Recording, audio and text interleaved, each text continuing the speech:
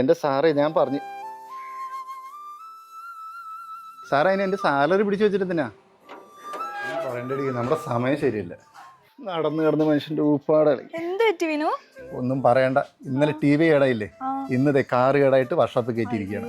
താഴെ ഫോൺ വിട്ട് ഡിസ്പ്ലേ പോയി കിട്ടി. ഇതിൽ കൂടുതൽ ഇനി എന്ത് പറ്റാൻ? അതെ, ജിമാർട്ടിൽ ഓഫർ അടക്കണ്ട്. ഓൺ ഓഫർ തീർന്നിട്ടില്ല ഇതുവരെ. 50,000 രൂപയുടെ ഫോൺ 40,000 രൂപയ്ക്ക് കിട്ടും. പോയാലാ? നിന്റെ വർത്താനം കേട്ടിട്ട് എനിക്ക് ഏതാണ്ട് ചൊറിഞ്ഞു വരുന്നുണ്ടേ. ഞാൻ നിങ്ങൾക്കൊരു ഉപകാരം ആയിക്കോട്ടെ വിചാരിച്ച് പറഞ്ഞതല്ലേ. നീ ഇതെന്താ അറിഞ്ഞിട്ടാ?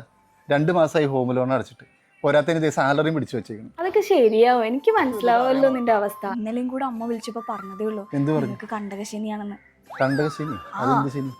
അതൊക്കെ ഉണ്ട്. ഒന്ന് ഉഷാറാവാൻ ചായ എടുക്കട്ടെ. വേഞ്ചല് ഒരു ചായ എടുത്തിട്ടോ. വിട്ടുപൊക്കോ. കണ്ടകശനി വന്നാലുള്ള ഓരോ കുഴപ്പങ്ങളെ ഒന്നും കാണാനില്ലല്ലോ. ഹലോ,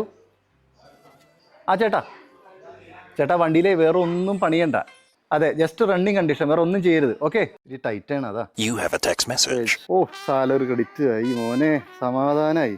അതെ, നീ ഇതെങ്ങോട്ടാ? നീ ഇവിടെ സംസാരിച്ചോണ്ട് ഇന്നലെ എങ്ങനെ ശരിയാകുമ്പോ നമുക്ക് പോണ്ടേ? നീ ഇതെവിടെ പോണു? മറന്നുപോയി. ഞാൻ പറഞ്ഞില്ല, എനിക്ക് കുറച്ച് ഷോപ്പിംഗ് ഒക്കെ ഉണ്ട്, കുറച്ച് ഡ്രസ്സൊക്കെ വാങ്ങിക്കാറുണ്ട്. ഞാൻ ഇത്ര നേരം പറഞ്ഞു.